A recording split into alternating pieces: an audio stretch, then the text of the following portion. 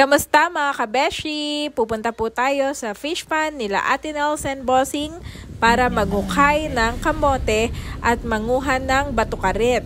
Uulamin namin mamaya. Yan, malapit na po tayo papunta sa palaisdaan. Mainit po ang panahon ngayon. Thank you Lord at hindi umuulan. At unang sasalubong sa inyo si Pulot. Okay na si Daddy kapitik ng mga kamote. Sana po ay marami kaming mahukay. Ayan, at mangunguha naman na tayo ng batukarit. Sana ay may bagungon.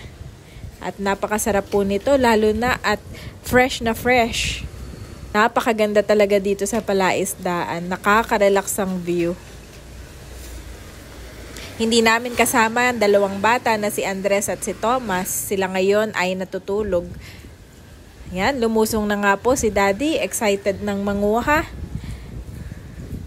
Namumulot na naninihi na si Daddy kapitik.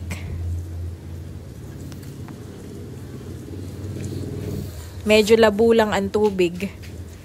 Kaya mangangapata. Ayan mga kabeshi, ako naman ang lulusong. Medyo nakakatakot.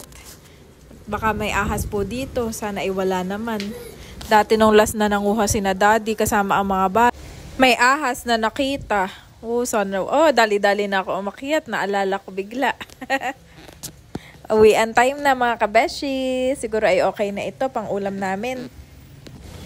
Ayan, masaya kami ni Daddy. Uwian na.